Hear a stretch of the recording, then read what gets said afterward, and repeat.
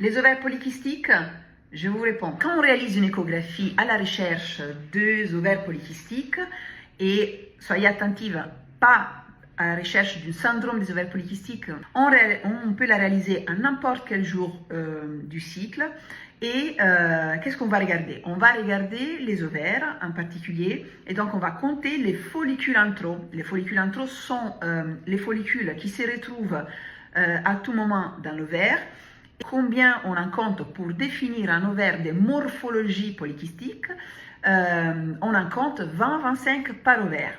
Il faut que vous sachiez qu'ils ne sont pas des kystes. Donc on les appelle polykystiques parce qu'on pensait, les anciens qui ont donné les noms à ce type de syndrome, ils se sont posé la question de qu'est-ce que c'était les petits trous qu'on voyait dans les ovaires. Parce qu'à l'échographie, effectivement, on voit un ovaire avec des petits trous qui sont les follicules antraux qui ont du liquide à l'intérieur, mais qui ne sont pas du tout des kystes.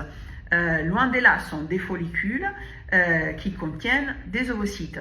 Donc, quand on en compte une quantité de 20-25 par ovaire, on définit les ovaires des morphologies polykystiques.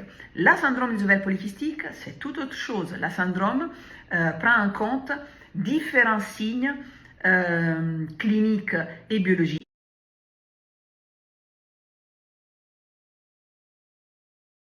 L'échographie des bilans, je vous explique.